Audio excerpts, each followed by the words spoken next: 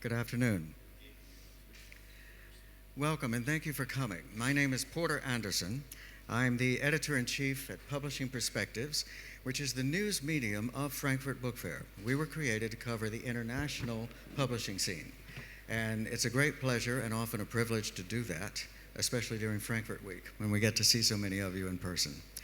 We have an incredible panel today, one that I find very interesting. Journalists do, you know, of course, but the pressures that publishers are under are so many and so fierce at times that it's been really quite an interesting several years, and I think this is going to continue for a while. We're not going through a necessarily easy period for the industry.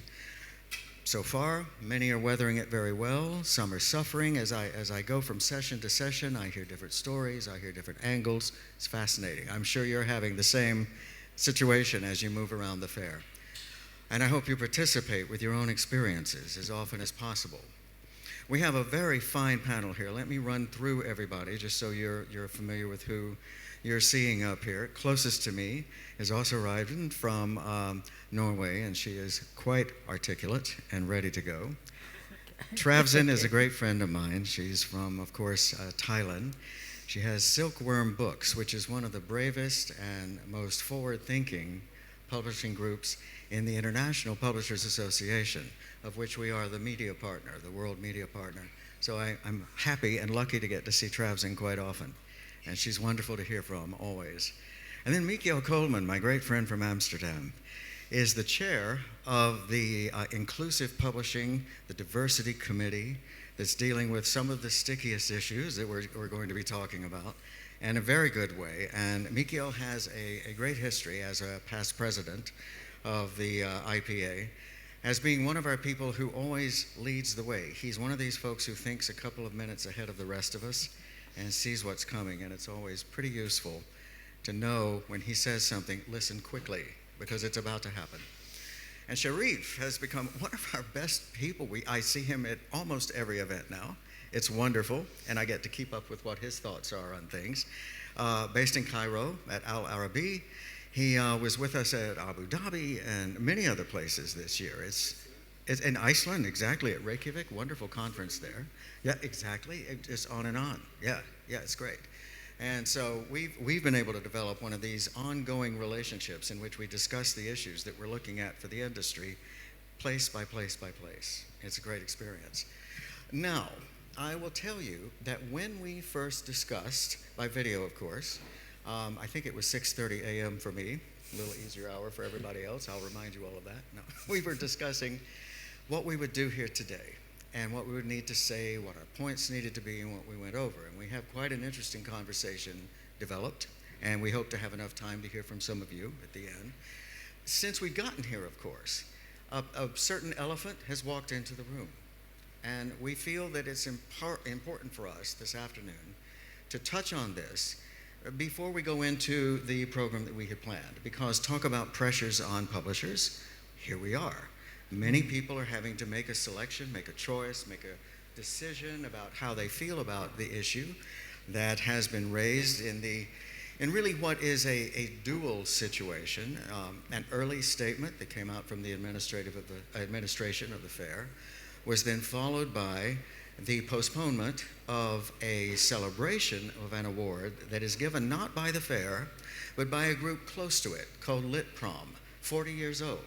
Lit Prom is a very prominent group that works to honor women. This award works to honor women from the global south.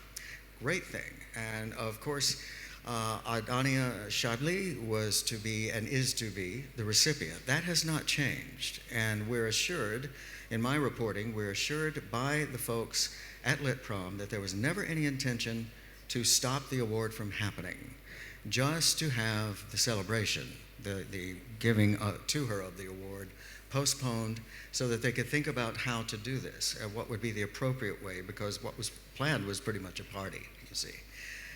So once more, just to be perfectly clear, because I think those of us in the journalistic end have had some trouble getting across to everyone the facts as we have discovered them. I've talked to her publisher, as a matter of fact, and they concur that this is their understanding. It is a postponement. It's not a cancellation. She is getting the award. And it's they also want to stress the fact that it's not the fair's decision. The decision was made by Litprom, by this great organization. But we felt that since we're talking about pressures on publishers today, it might be a very good idea for us to chat a little bit about this and get some of these great folks' thoughts on this situation. And I'd like to start with my friend Sharif, because he is from the region that is heavily involved in the crisis at this point. Can you give us some idea, Sharif, of what you have been thinking as all of this has played out? First of all, thank you for the introduction, and thank you for being here for all of us. First, being here was also a problem. Just to be here or not, that was also one question that we had to answer. And first of all, I would like to say that nobody wants whatsoever any bloodshed of any side. But it also has to be fair when you look at things. You have to have a full 360 image, which I think it's very difficult to get these days. Whatever you're doing, it's always, there's one side talking more than the other or showing more than the other. And I think there's a lot of fake news we face these days. It's very obvious sometimes you don't see it except later. From my opinion, is to understand what's happening in this week or 10 days, you have to go back, I think, 75 years, as old as the book fair is. Where things started, how they started, how we look at things differently than others. Because, for instance, in Egypt, we had never had any problem with Jews. And up till now, we don't have any problem with Jews. Maybe Zionism is a problem for us, but not Jews. Jews lived very safely with the Arabs all through the life. Even the movies had always like a Muslim, Christian, Jew in it always. So it was never Judaism the problem. It may be what happened after that. And what happened after that, I think, has to do with what happened in Europe with World War II, with the Holocaust, with everything.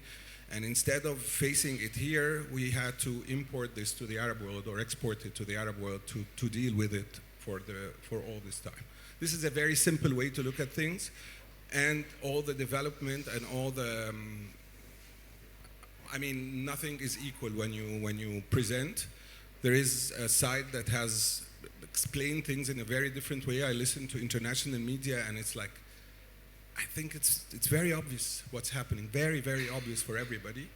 And while we were having the opening of the Frankfurt Book Fair, there was a hospital that's being bombed on one side. So also, it doesn't make sense somehow. We don't want blood, we don't want this. There was a lot of solutions in the middle, nobody picked it up. So I don't know where this is going, but I don't see it going anywhere good for both sides for a long time from now. It's like we're playing, snake and ladders, and then you go all the way down to zero now. And you have to start somewhere, and nobody's winning. Sorry to say. I think, and I'm sure we'll get into this as we talk about other pressures too, because I think you're hitting on a very interesting point, Sharif. Even when we can see that things should just stop, and everybody should just hold for a minute and go, what are we doing? Let's see if there's not some way to everyone step back and we talk. It doesn't happen. One of the great characteristics of the political tensions of this era is that they're happening with eyes wide open. It's almost like a slow train wreck, right? You can't take your eyes off it. And so everyone sees these things coming, moving, hitting them, and nothing changes. It's an extraordinary thing. I'm speaking now on a much more global level. The political crises in the United States, for example, where I'm from. Elections all over the world. We see these things moving, and yet we don't seem to be able to stop them. Or is it that we don't want to stop them? I think that's one of the great questions of this period. Let me just add a little bit, because also at the opening, for instance, of the Frankfurt Book Fair, all the first part was only one-sided.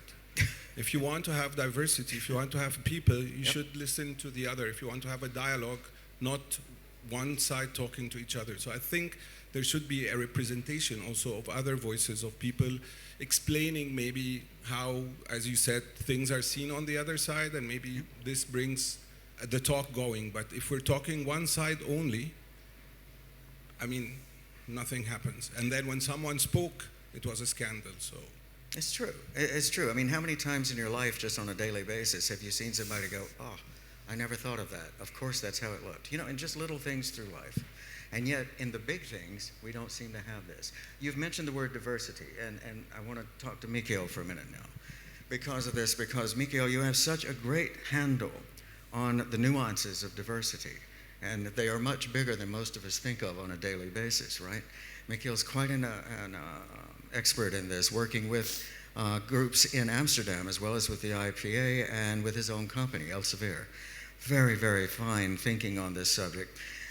When we talk about diversity, Mikhail, why don't we understand that what it really means is putting ourselves in the other set of shoes and just looking back at each other from each other's mirror? We don't seem to think of this. What is that? I think that's an excellent question, and I think diversity is sometimes an exercise of empathy. Yeah. But there are, I think, two ways you can really approach diversity and inclusion. The first one is it's the right thing to do. There's a moral imperative. Right. You want everybody in your publishing house to have a sense of belonging and to really perform well the best they can, whether they're male or female, straight or gay, black or white, right? At the same time, there's also a clear business case for diversity and inclusion. We know from research that companies that embrace diversity perform better. They perform better financially. They take better decisions, although the decision-making process is a bit more complicated because you have a diversity of views in the room. They are more innovative. And so in that sense, the business case is also pretty clear that we should all embrace diversity and inclusion. Right. Now, what do we see in our community, in our industry, is that if you look, for instance, where we have data, and data is scarce if you look at a global perspective, but there are very good data in the UK, in the US, and Australia. So many more women than men work in our industry. Doesn't mean that the leadership is also female dominated, but in the UK they did achieve the balance there. So there's as many female CEOs as male CEOs. We see that it's a very wide in the industry. So, for instance, if you look at an average publishing house in the US and you compare to how the population of the city where they're based, because publishing houses are usually based in big cities, it's not the same. I mean, the publishing houses are much wider than the people out on the streets. So in that sense, there is definitely room for improvement. The LGBTIQ+ community is actually very well represented in publishing houses in the UK, in the US, and in Australia. And definitely in the Netherlands, I think, yes? Yes, although we don't have very good hard data there. There's still room for improvement in the Netherlands. Room for improvement. This is Mikhail's great phrase. It's how he always gets something across so diplomatically to the rest of us, right? No, that's very good. Thank you. Thank you. I think that puts a perfect point on the diversity issue. I have to tell you that I do a great deal of moderation, and there are times when someone will come to me and say, we've picked out a panel and we'd love you to moderate it. It's going to be completely diverse. It's all women. I'm going, oh, okay. At that point, I'm the diversity, which is an interesting point. But as you say, it's quite interesting how we have to think through what diversity means in different situations, because it changes. Now, Trasvin, one of the things that you've been so good at leading us all in understanding better is the concept of self-censorship and how this comes into play so many times in so many markets, so many situations in publishing. I look at a situation like we're seeing here this week, with the effects and the reactions of the statements that have been made and of the situation with the award with Litprom. And I want to ask you, where does, it's not necessarily self-censorship, but isn't there a sense of sort of self-reticence? I feel people unwilling to quite speak right out and say, no, this was the case, or this was the case. Instead, a lot of people want to sort of stand back from the actual issues and watch and wait as if they're looking for the most comfortable side to be on, if you will. Does that make any sense? Is this a way of trying to avoid conflict when something like this happens? You see, well, thanks for asking. You can see your questions, they have two layers. Self-censorship is just a simple layers that people playing safe. We are human beings. We don't want to get hurt whether it's physically hurt, financially hurt, reputation hurt, it's your or our self and ego. That's one layer. But there is a second layer onto it, why the people hold self and not say so and wait. But I would go back to two of my wonderful friends and colleagues here that first, Sharif said there's thing is two sides. The fact is there is more than two sizes. You know, it's like diamond, it's like the word, there's facet. Or in the globes, that the word that turn around, there's only one side, but it's turning. And then diversity. You cannot live with one thinking alone. And I'm a publisher of humanities and an academic. You teach about critical thinking. And when you have critical thinking, a spontaneous response, the reaction, the first reaction, you're not thinking. You need to think. It's not that because you're scared, but you have to think carefully that, haven't I listened well to all the sizes, not just two sizes? Have I give myself a thought what is right and what is wrong?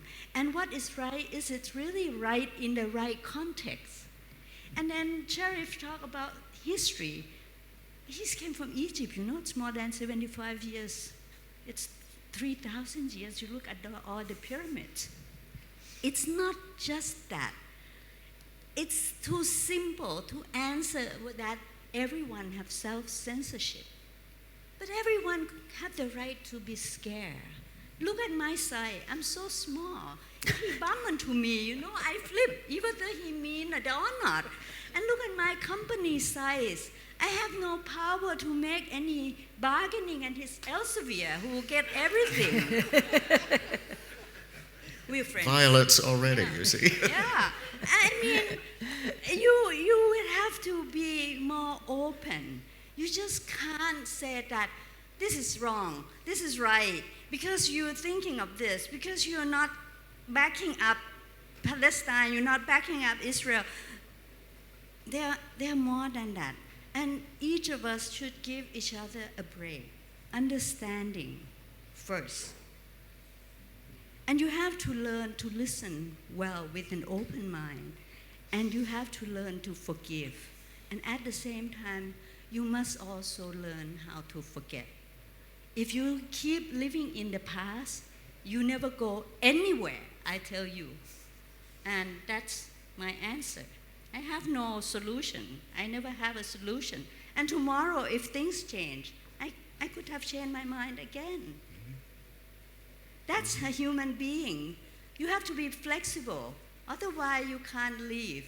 You know, it's Darwin who said it's not the strongest to survive, but those are the ones who can adapt. You adapt in a new fact. Each day, there's a new research, new information, new perspective.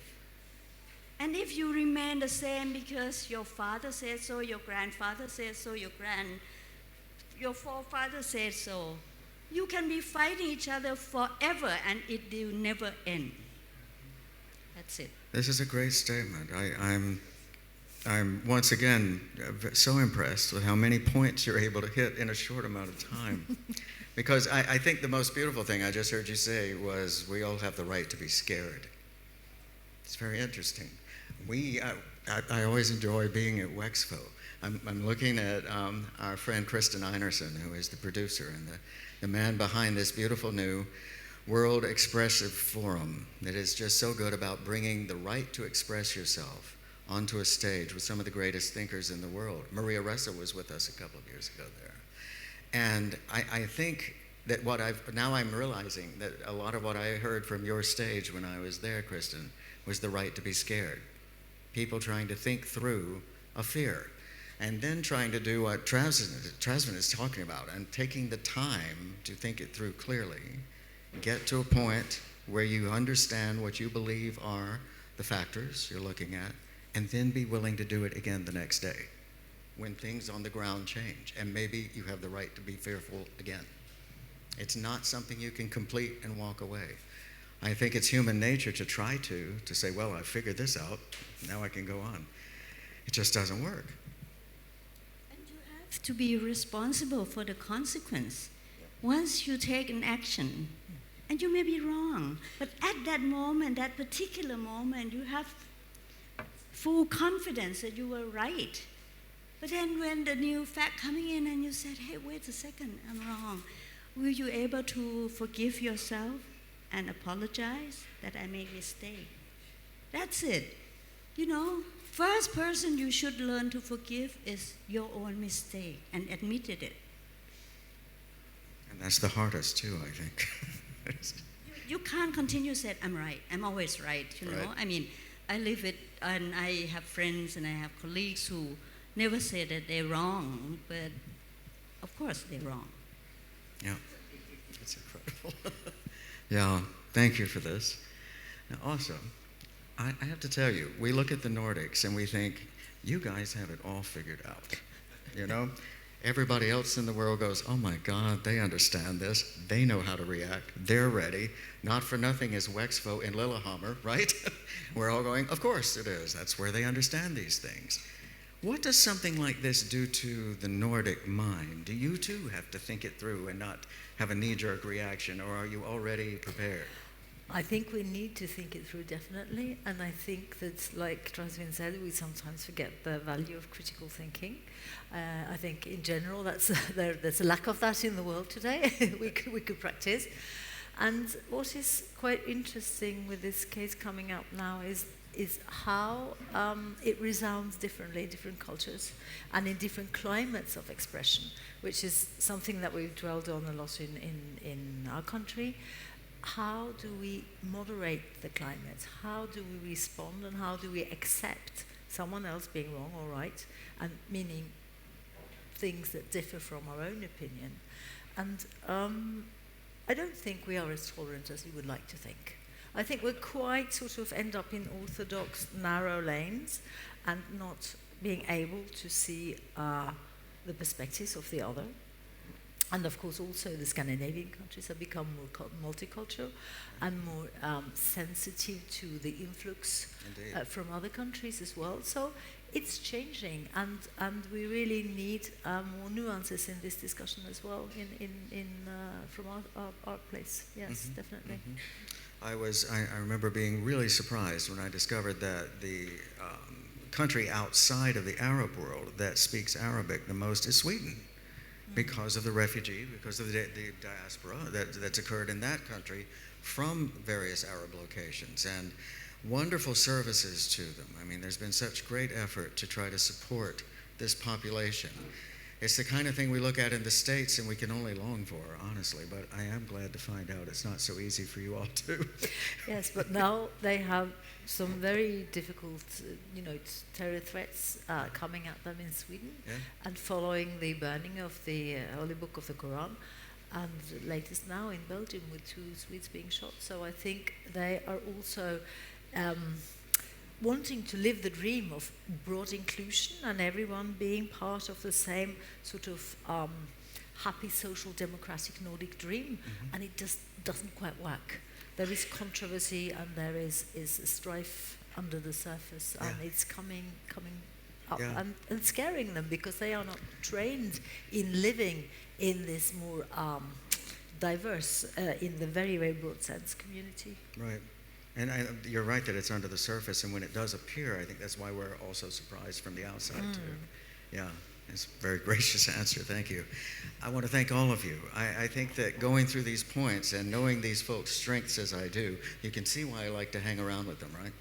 They have such wonderful takes on these types of things, and you will hear this kind of thinking informing everything they talk about as we go on through our session here. I want to keep a check on our time here, but I felt it was smart to take the time to do this because it's not often you get this kind of group on a stage who can, in real time, process something we're all experiencing and give us this kind of insight. So thank you all. Our plan now is to hear first from Mikael, who is talking to us from diversity. And what we'll be doing is moving our topic now, our interest now, a little bit more toward publishing and what kind of impact these issues, not just the ones we're talking about here, but these issues in the world are having on book publishing. And when does that occur? When does it impact us? How does it impact us? And what are the natural reactions, and then what are the better reactions? You know, you were talking about gender, of course.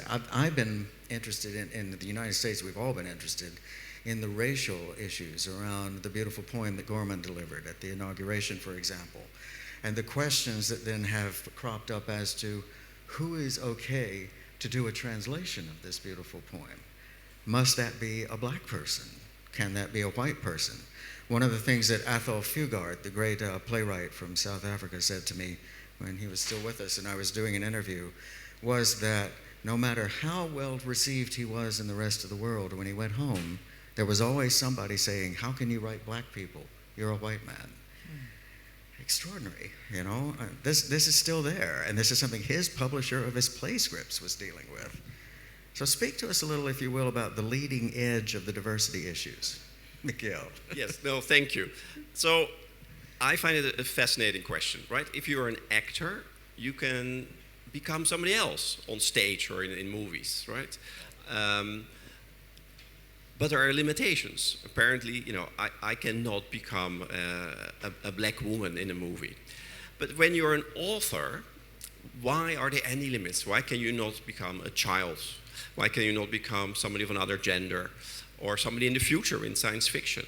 But apparently the sky is not the limit. And I wonder a little bit why we should limit ourselves. So I very much believe that we should all have that freedom. At the same time, I don't want to take away that there is something you can bring to your book through your own personal experience. Right.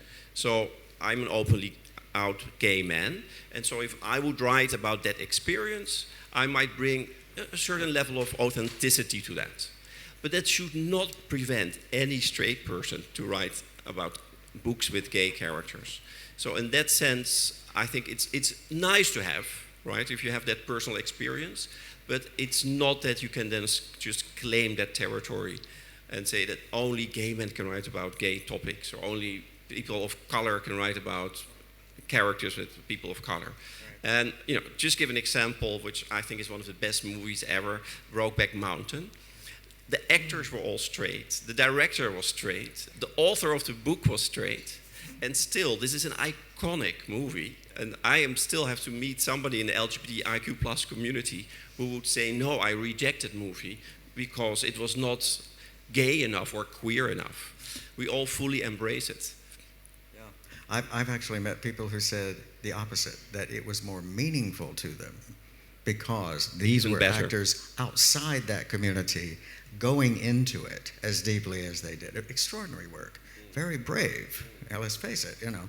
I know exactly what you're talking about. And this kind of topic, when you're talking about what the actor can do, I remember Cameron McIntosh spoke to me once because they were opening Miss Saigon on Broadway.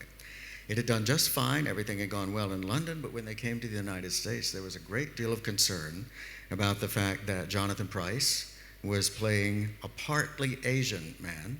Some of the makeup was being applied in order to give him a slightly more Asian eye as he was on stage.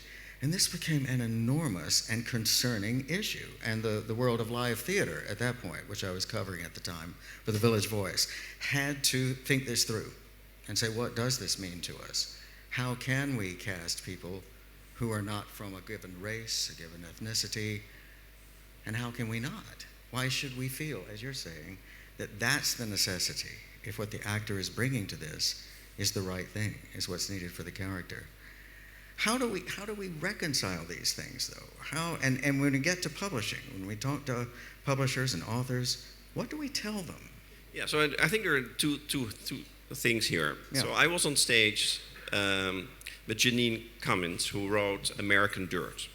And this book was very successful. Millions of copies have been sold, but also controversial because it's a book about a family in Mexico. They are a victim of violence and they decide to flee and they become immigrants. And Janine Cummins is not an immigrant and is not Mexican, although she's part Puerto Rican. And so she was accused of appropriation. She said she's not allowed to write this story because she was not immigrant enough. I find that a very interesting, questionable argument. And when I was with her on stage, she said, look, if I had been a male author, I'm sure I would not have been attacked as viciously, because she was, as a female author. And I think that aspect is definitely true. That doesn't mean that the publishers are completely off the hook. I think we do have a mission to really look into diversity and inclusion. And of course, we should publish more books of immigrant authors and of Latina authors, etc. And the only way we can achieve that is that our publishing houses themselves become more diverse. Yeah. You cannot really reach black readers if you don't have black authors, if you don't have black editors and black publishers, to put it a bit bluntly. And there, I mean, I think that's a mission for all of us to achieve over time. Mm-hmm, mm-hmm. The answers are not simple. You know, it just is not that easy to get one clear path and stay on it.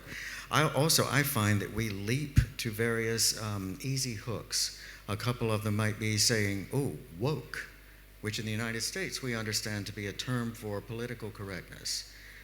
It's just another way of saying perhaps extremely politically correct. What it means is not thinking things through and just saying, oh, that's woke, I'm not going to deal with that. Wait a minute, maybe you should deal with that, right? Maybe you should deal with calling something woke, you know? And we see these things. They're just too easy to jump to. They're so easy to go, that's all that is.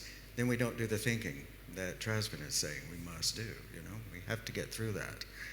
Thank you for this. I want to say to also, if I may, I'm going to jump to a point that we had talked about a little into our conversation with you.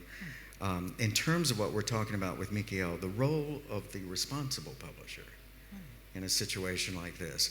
We have seen situations in the United States, for example, at Simon & Schuster, where the two books by Mike Pence, the former vice president of the United States, were being signed by Simon & Schuster.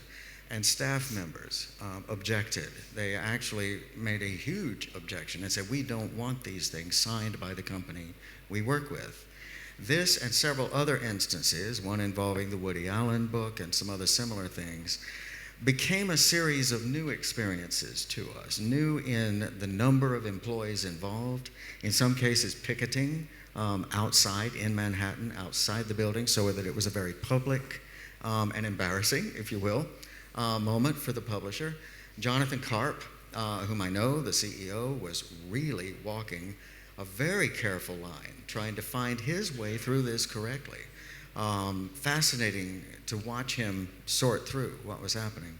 What is the responsible publisher's position in something like this? Where do you go with it? I think it's a really interesting question, and I think that it's something that's engaging more and more because we are seeing this, coming to us in all different ways. Right. And we need to address the role. And some of our employees are not entirely making the distinction between the newspaper with the responsible editor endorsing what is actually written in the paper and the publisher not endorsing the opinion of the writer. It's on the behalf of the writer, and that distinction is very important to bear in mind, and I think we sort of tend to forget. Yeah. And one of the things that we've been discussing in Norway in the Publishers Association, in the Committee of Freedom of Expression, is how the monitored, the enlightened, the critical thinking of the publisher, the way that we add that to the work we publish, how that's sort of been derailed in the public view. Mm-hmm. Mm-hmm. The general perception of freedom of expression is that the more the merrier. When you get the entire public and the entire world, it's been democratized, the access to expressing yourself through the net, of course. And it's unmonitored, it's polarized, it's hateful, it's false, it's faulty. And of course, it brings some perspectives back to us that we need to address. And I think that we've sort of lost position And we have not been able to make ourselves relevant in quite a few of these debates where exactly the critical thinking is what we don't have. And it's a paradox, perhaps, that the role of the publisher is to select. We select some happy few and we give them access. And we qualify them through quality. That's what we do. Whilst some of the debates that are running about, gaining or denying access in the wokeism is judgmental. It's a judgmental denial, keeping people out because they are not meeting the moral requirements of this or that political view. And these different streams, so what you would like to call them, I don't know the English word perhaps in this context, it's engaging us, but we haven't got the answer. But I'm quite sure that sort of reacting the way it ended up with here in the book fair, with postponing this prize giving, it's not the way. That's a way of hiding, and we don't need to hide. We need to come forward on the stage and actually take the room with what we have to deliver to the general climate of freedom of speech. I think you're exactly right. And one of the things you're putting your finger on is the fact that we have not always communicated. I include my business, journalism, just like book publishing, has not always communicated well enough and frequently enough to the public that selection is not always endorsement. That the job that the publisher is doing is not what so many of them seem to interpret it to be. They think, you're publishing that, Mike Pence perhaps, because you like that, Mike Pence perhaps. Maybe not at all. Jonathan Karp's position was, we must publish these powerful voices so that we understand them. In Pence's book, you learn a great deal about his religious background and how he seems to form opinions, or at least believes he does, which is his prerogative, on the basis of his religious background. If you then go back to the publisher and say, is that your religious ground? Would you make that kind of decision? He's going to say, no, absolutely not. This is not the way I feel. But we have to let the public see that so that they understand why somebody who is now running again for the nominee of the Republican Party, we have to understand who that man is and where he believes he's coming from. So that's just one example. But I think it's a failing of the industry at times, including my own, to remind the public, this is what we're doing. We're not telling you how to think, and we're not even telling you how we think. We're providing you with the options to do the thinking, right? Yes, and the published whole industry was originally in the fore of the Enlightenment. And we had this magnificent role, and we completely lost out on that. We're sort of viewed in parts of the general Western sort of commercial world as commercial players, not as intellectual players, and there is it's difficult. I just want to jump in here that the fact is, I like your big house, publishing house, and you have a lot of selections, a lot to offer, trade publishing house. But for a small publisher like me with the limited resources, so we have to select even more. But it's nothing about our own preference. My preference, if I'm going to publish something, I would say whether it's useful for my reader, for my society, is that should be published because nobody would pick it up because it's too damn serious or damn stupid or whatsoever. But the thing is, whether it's what sort of, this manuscript is important to me. We published one book which I know that this is about Laos. We know that the Laos government wouldn't care because it's about royalties and things, they kill them all anyway. But the thing is, you need to have it, you want to archive it. You want to have it.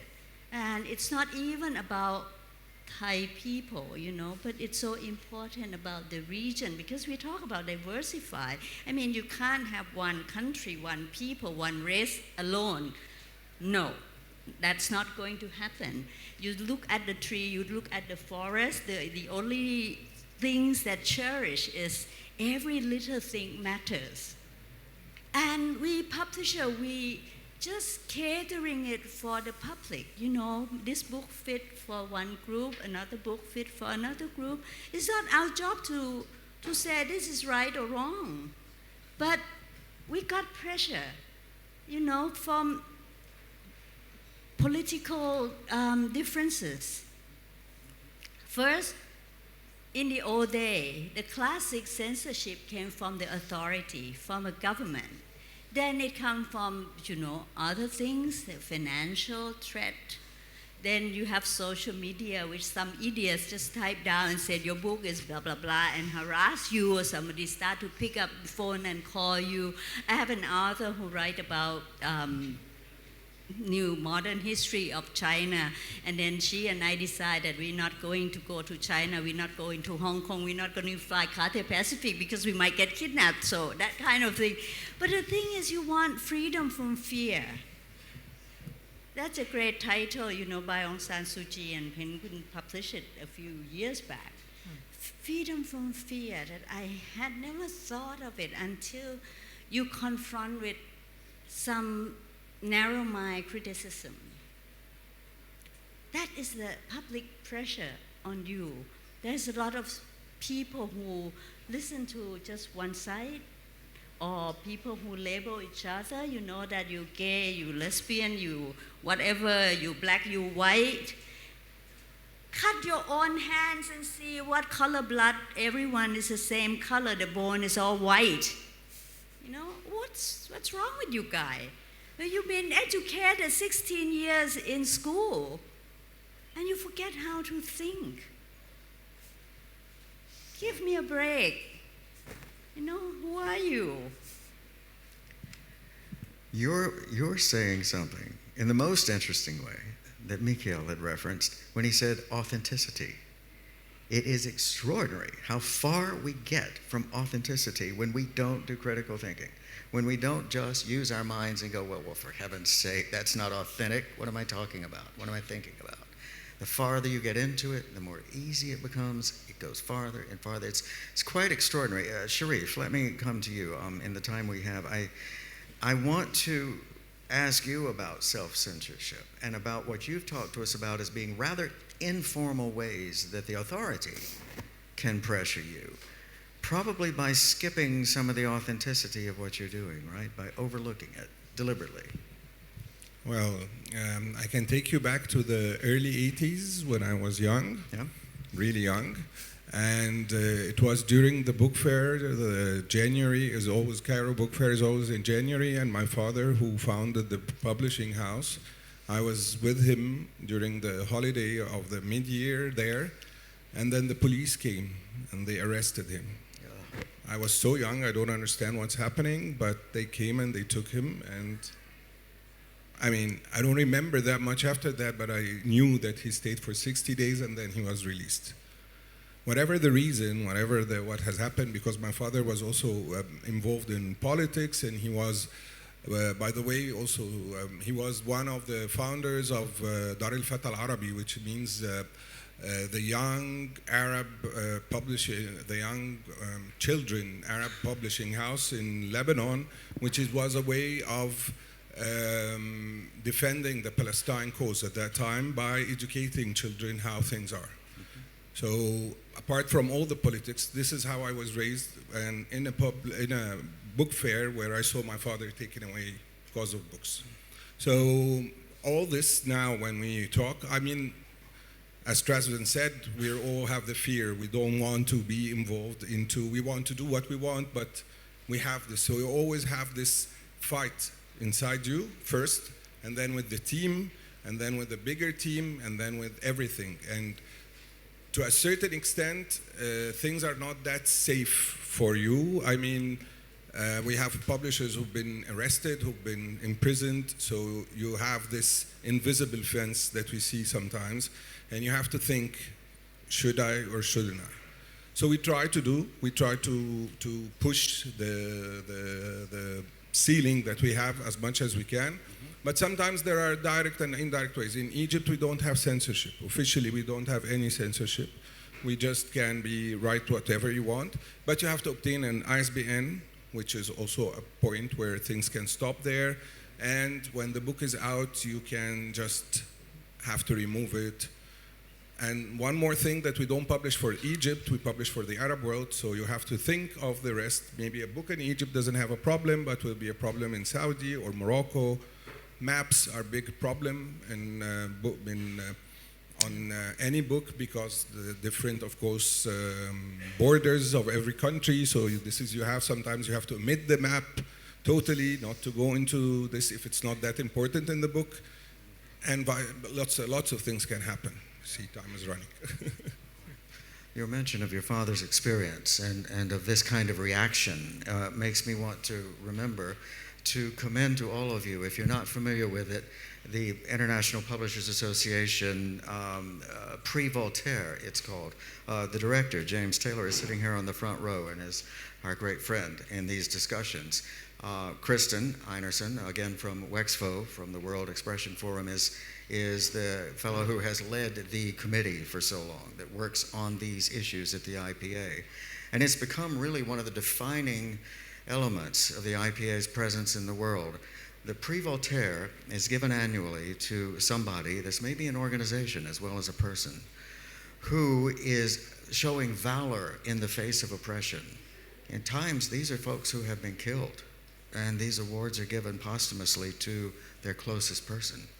It is often heartrending to see what you're looking at, and yet it's so important because so many of us in the various markets of the world that we're coming from just in this room were quite free from that kind of threat, from actually being imprisoned for life or killed by an authority because of something you wrote or published. I mean, it's extraordinary to think about. And I found it very, very instructive because I live such a privileged life by comparison.